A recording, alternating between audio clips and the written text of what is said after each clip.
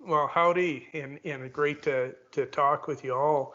I was born and raised in Edmonton, Alberta, which is our province just west of us for students and others who may not be from Canada.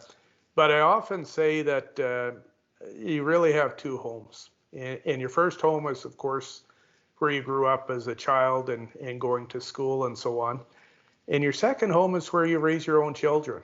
And that second home of mine would definitely be Prince George, Northern British Columbia, where we raised our two boys for about 10 years before coming to Saskatchewan. And arguably now we're settled in maybe to our third home, and which is in Saskatchewan, and loving every minute of it.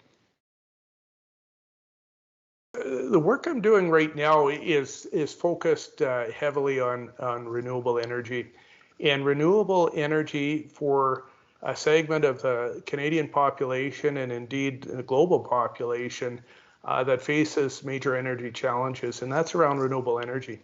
And so the question of energy access, energy security is so hugely important. So we've got a big project we're working on across 4 countries, Norway, Sweden, the United States, and Canada. And we're working with 17 Indigenous communities across those 4 countries, looking at how people look at the question of energy security.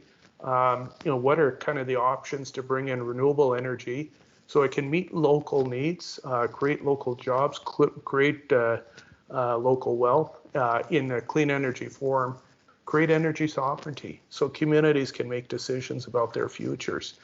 And when you think about the Sustainable Development Goals, obviously we hit number 7, which is about affordable and accessible clean energy. But energy is a lifeline to economy. Energy is the lifeline to health and well-being.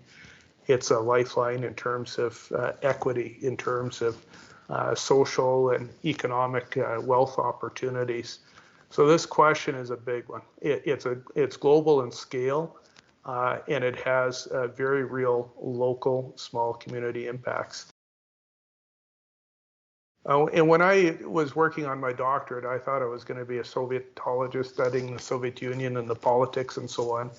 But in my first year of university, I had 2 young boys, and my wife and I were our little family, and we didn't have enough funds.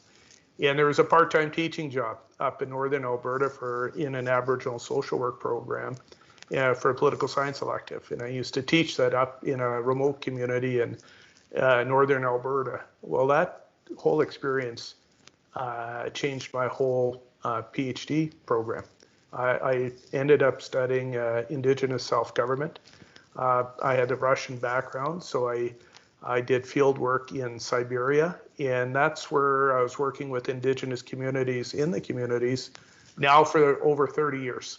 So this journey over 30 years, both outside the university and inside, has led now to this work, this 8-year project, which is multidisciplinary and international, in working with industry, utility, and community partners in renewable energy, is where I've ended up. And over the next years, who knows? I'll tell you this, when you're going to graduate school, yes, professors are going to share with you a lot of their experience and are going to teach you a lot of things. But some of your best teachers you're ever going to have in graduate school are your fellow students. So take advantage of that and build those networks right away. And the last thing is make sure you take time for yourself. Take care of yourself. These are not normal human ways of doing things. Everything almost virtually everything virtually. And these aren't normal times, so take time. Literally get out, go for walks, literally smell the roses, get out there into a park, and make sure you make time for yourself.